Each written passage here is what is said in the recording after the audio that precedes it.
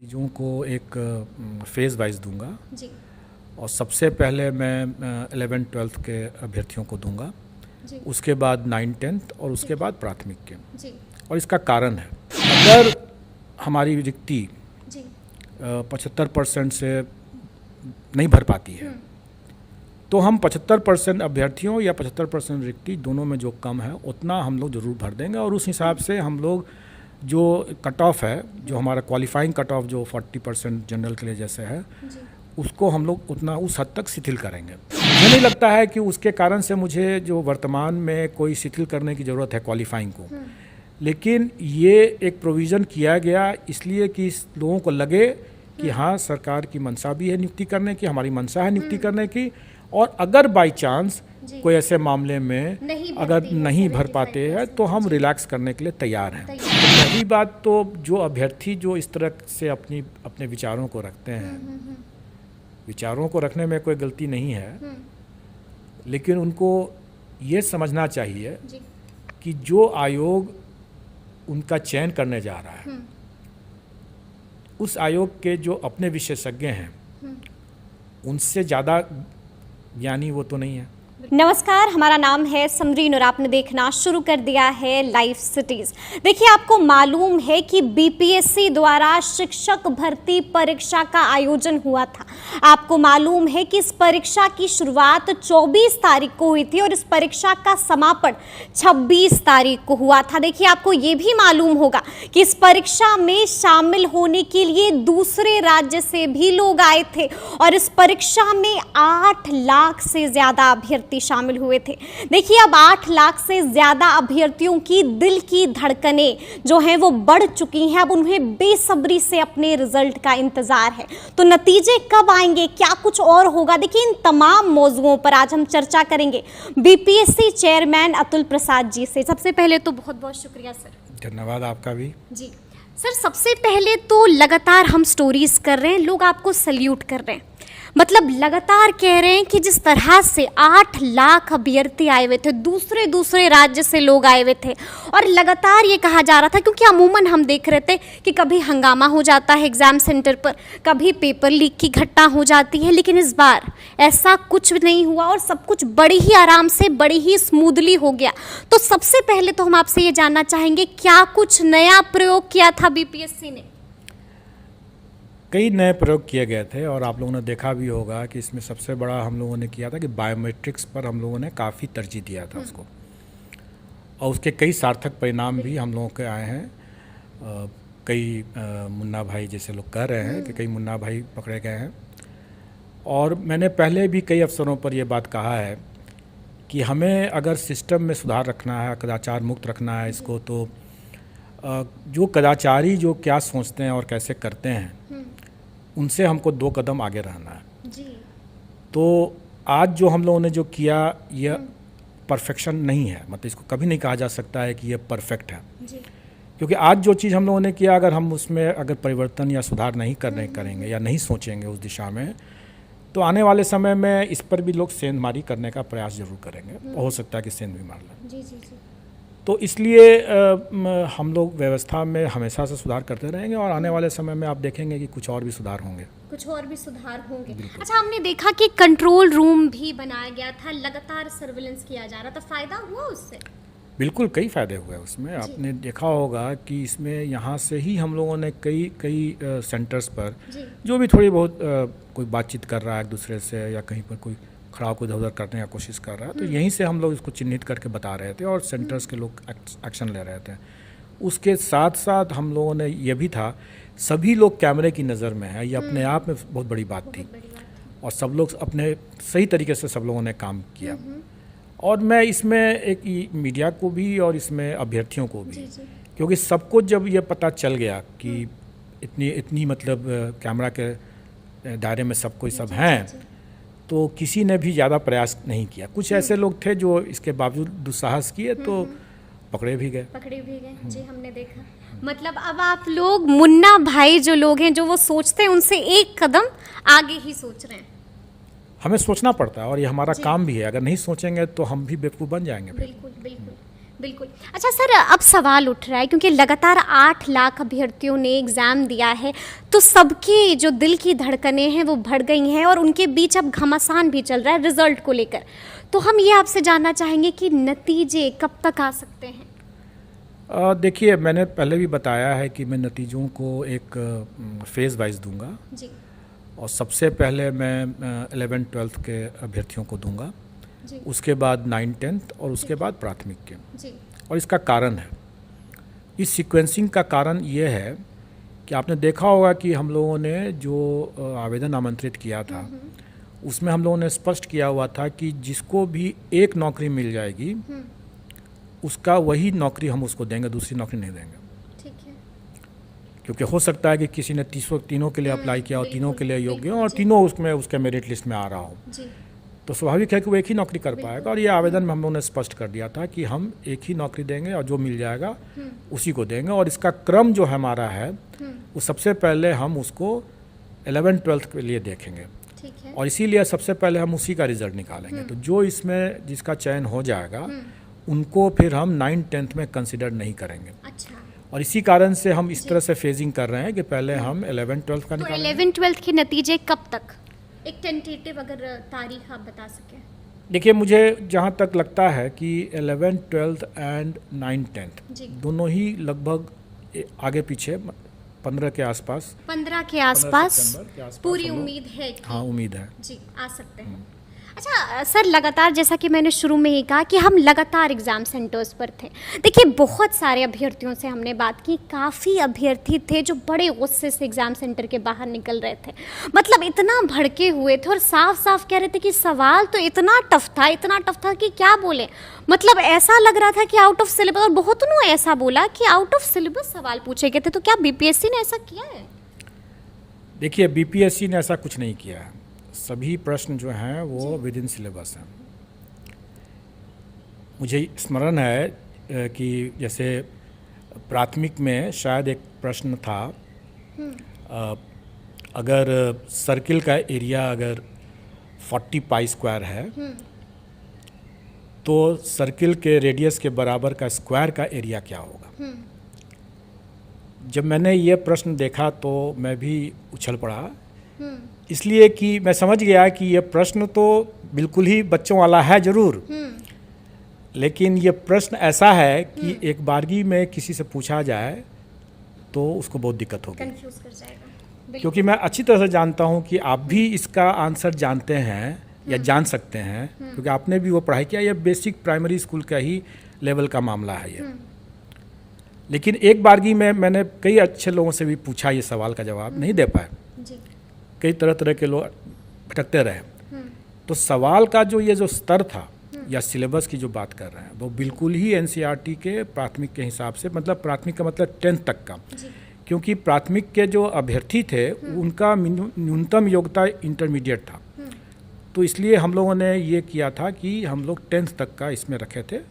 उसका जो लेवल था, प्रश्न का जो स्टैंडर्ड था वो 10th तक का हम लोग रखे थे। और ये 10th तक के लिए बिल्कुल है। 10th क्या, ये तो प्रश्न जो मैं बता रहा हूँ, उदाहरण दे रहा हूँ, ये तो प्राथमिक का ही है, क्योंकि प्राथमिक के बच्चे ही जानते हैं कि पाई आर स्क्वायर होता है सर्किल का। अगर पाई आर स्क्वायर अगर सर्किल का एरिया होता है 40 पाई स्क्वायर है तो दोनों तरफ से पाई हटा दीजिए तो आर स्क्वायर का वैल्यू इस 40 पाई हो गया, वही आंसर है। जबरदस्त सर जी। तो इतना सिंपल था ये सवाल, जी, जी, जी। लेकिन इस सवाल में भी कई लोग भटके जरूर होंगे। बिल्कुल बिल्कुल सर, और इसीलिए शायद भटके हैं, तो इसलिए कह रहे हैं कि क्वेश्चन जो है, मतलब अंगूर खट्टे लगे, नहीं मिले तो कह दो कि खट्टे हैं। तो मैंने पहले किसी इंटरव्यू में कहा ही था कि हमारा काम ही है कि हम उन लोगों को कंफ्यूजिंग क्वेश्चन दें, बिल्कुल, तभी ताकि तो तब पता अच्छे चलेगा। candidates। जैसे ये क्वेश्चन देख के मैं बहुत खुश हुआ कि ऐसा क्वेश्चन पूछा है जिस सेटर ने, तो बड़ा अच्छे तरीके से उन्होंने ये क्वेश्चन पूछा है। काफी अच्छे तरीके से, बिल्कुल। अच्छा सर, एक और सवाल है मेरा कि कट ऑफ क्या, आपने कहा है कि अब जिनके जो अंक हैं अगर कम भी अंक आते हैं तो कट ऑफ में भी थोड़ा सा फेर बदल किया जाएगा। देखिए, हम लोगों ने ये कहा कि अगर हमारी रिक्ति जी 75% से नहीं भर पाती है तो हम 75% अभ्यर्थियों या 75% रिक्ति दोनों में जो कम है उतना हम लोग ज़रूर भर देंगे। और उस हिसाब से हम लोग जो कट ऑफ है, जो हमारा क्वालिफाइंग कट ऑफ जो 40% जनरल के लिए जैसे है, उसको हम लोग उतना उस हद तक शिथिल करेंगे। लेकिन ये सुविधा जो हम लोगों ने दिया है, ये हम लोगों ने, चूँकि हमें मालूम नहीं था कि प्रश्न का स्टैंडर्ड क्या है, अभ्यर्थियों के लिए का क्या स्टैंडर्ड है, ये मुझे भी पता नहीं था। और जैसा मैंने पिछले प्रेस कॉन्फ्रेंस में बताया भी था कि इन्हीं सब कारणों से हम लोगों को इसको सुधार करने की ज़रूरत है, क्योंकि हम लोग जानते नहीं हैं और सरकार की मंशा है। वैसे सरकार के ऊपर लोग हमेशा आरोप लगा रहे थे कि सरकार नहीं चाहती है नियुक्ति करना, जबकि इसके ठीक उलट सरकार की मंशा है कि अधिक से अधिक नियुक्ति देना। और आप इसी कारण से हम लोगों ने कहा कि भाई अगर गलत लोग बयानबाजी कर रहे हैं, गलत बयानबाजी कर रहे हैं कि भाई सरकार की मंशा ही नहीं है, तो सरकार अपनी मंशा दर्शा रही है कि भाई हम 75% तक का हम भर देंगे। तो मुझे नहीं लगता है कि उसके कारण से मुझे जो वर्तमान में कोई शिथिल करने की ज़रूरत है क्वालिफाइंग को। लेकिन ये एक प्रोविज़न किया गया इसलिए कि लोगों को लगे कि हाँ, सरकार की मंशा भी है नियुक्ति करने की, हमारी मंशा है नियुक्ति करने की, और अगर बाई चांस कोई ऐसे मामले में अगर नहीं भर पाते हैं तो हम रिलैक्स करने के लिए तैयार हैं। और ये बात आपने देखा होगा कि अभी हमारे जो 9th 10th या 11th 12th में हमें जो स्मरण है कि उसमें 4 पेपर जो 9th 10th में हैं और 3 पेपर 11th 12th में ऐसे हैं, उनको छोड़ करके मतलब बाकी जितने पेपर्स ऐसे हैं उसमें अभ्यर्थियों की संख्या रिक्तियों से कम है। तो स्वाभाविक है कि उसमें जो भी क्वालिफाइंग मार्क्स ले आएंगे वो पास करके मतलब उनका हो जाएगा। तो उसमें हमें, इसीलिए आपने देखा भी होगा कि हमारे प्रश्न पत्र के जो स्टैंडर्ड थे वो अभ्यर्थियों की संख्या, संभावित संख्या को ध्यान में रख करके ही किया गया था। और इसलिए कई बार लोग जिसे बोल रहे थे कि खास करके जैसा मुझे स्मरण है कि शायद वो अंग्रेजी विषय था या कोई अंग्रेजी का पेपर था, किसी और का पेपर था, लोग कह रहे थे क्या कि उसमें इसके लिटरेचर पर प्रश्न नहीं है और सिर्फ ग्रामर पर प्रश्न है। तो पहली बात तो जो अभ्यर्थी जो इस तरह से अपने विचारों को रखते हैं, विचारों को रखने में कोई गलती नहीं है, लेकिन उनको ये समझना चाहिए कि जो आयोग उनका चयन करने जा रहा है उस आयोग के जो अपने विशेषज्ञ हैं उनसे ज़्यादा ज्ञानी वो तो नहीं है। बिल्कुल जी। अगर उतने ही ज्ञानी होते तो शायद वो आयोग के विशेषज्ञ ही बन जाते। तो उनको समझना चाहिए कि जो विशेषज्ञों ने जो बनाया है उसको कई चीज़ों को सोच समझ करके ही बनाया है, इसलिए उस पर टीका टिप्पणी से उनको बचना चाहिए।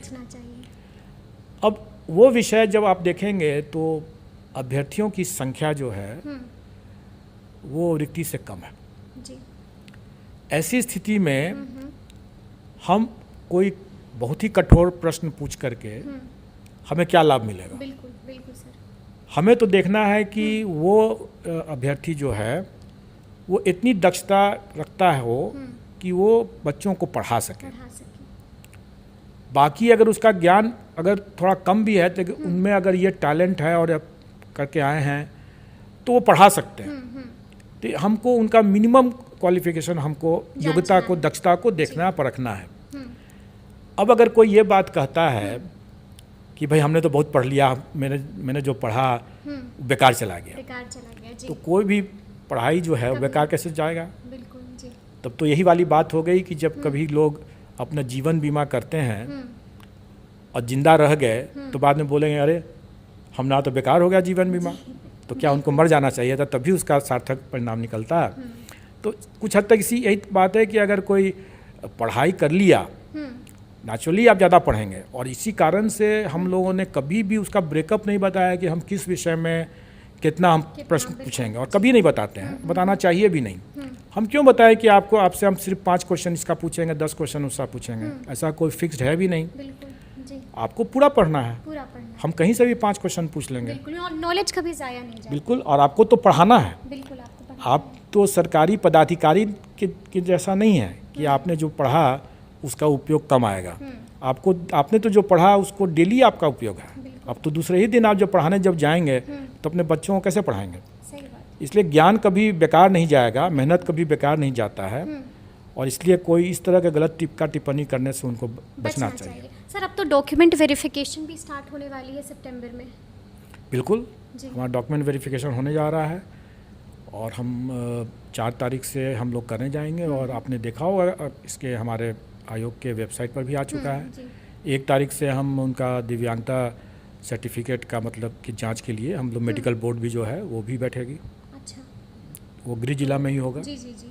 अच्छा सर, एक दो और डाउट्स हैं जो झटपट आपसे क्लियर करना चाहते हैं कि बहुत सारे बायोमेट्रिक में इश्यूज थे, जिसकी वजह से हमने देखा कि कई बार वहाँ पर लोग बोल भी रहे थे, ये बार बार कह रहे थे कि हम बायोमेट्रिक में जो है दिक्कत था, अब हम क्या कर सकते हैं, तो वैसे लोगों को देखिए, बायोमेट्रिक एक बोलचाल की भाषा बन गई है, लेकिन एक्चुअली वो बायोमेट्रिक में प्रॉब्लम नहीं था। वो प्रॉब्लम था एडमिट कार्ड के QR कोड के स्कैनिंग में। और QR कोड का जो स्कैनिंग जो हो रहा था, उस कई कारणों से वो स्कैनिंग फेल कर रहा था। उसमें एक कारण यह भी हो सकता है कि अभ्यर्थी ने जो प्रिंट आउट लिया वो QR कोड उसका ठीक से आया नहीं। अब ठीक से नहीं आया, उसने अपने फोल्ड करके मोड़ करके अपने साथ लेकर के एडमिट करना चाहिए। वो एक A4 साइज़ का प्रिंट में निकाला होगा तो वो उसको तो लेकर नहीं आया, वो मोड़ करके लाया होगा। मोड़ने में QR कोड मुड़ गया होगा, या प्रिंटर ठीक से नहीं होगा, इंक नहीं ठीक से आया होगा। कई कारण ऐसे हो सकते हैं जिसके कारण से QR कोड का रीडिंग ठीक से नहीं होता, मतलब स्कैनिंग नहीं हो पा रहा था QR कोड का। लेकिन उसमें जो अभ्यर्थी का रोल नंबर भी है, तो जहाँ भी QR कोड का जब स्कैनिंग नहीं हो पा रहा था, वहाँ पर रोल नंबर डाल करके हमारा पर्पस क्या था? हमारा पर्पस ये था कि हम उसका QR कोड से स्कैनिंग करके या तो हम उसके डेटा को ले लें या उसके रोल नंबर को डाल करके उसके डेटा को ले लें। दोनों ही स्थिति में हमको जो बैकएंड में हमारे पास जो डेटा था उसका, वो डेटा को रिट्रीव करना था कि वो वही व्यक्ति है कि नहीं, वही अभ्यर्थी है कि नहीं है, उसका फ़ोटो से मिलान हो रहा है कि नहीं हो रहा है, वो करना था। तो जो एडमिट कार्ड में QR कोड का जहाँ जहाँ स्कैनिंग नहीं हो पाया, वहाँ उसके रोल नंबर को एंटर करके उसके डेटा को ले लिया गया और उसके हिसाब से उसकी पहचान करके उसको प्रवेश यानी कि अब उन्हें परेशान होने की कोई ज़रूरत नहीं है। चलिए तो सुन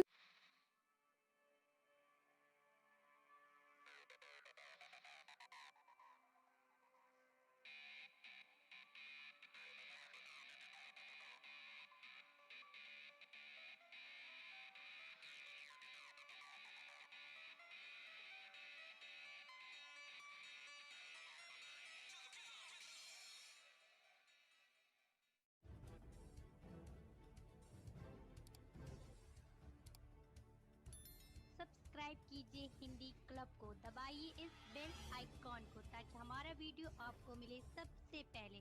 शेयर करें अपने दोस्तों के साथ ताकि वो भी इसका लाभ उठा सके। ये सब बिल्कुल फ्री है।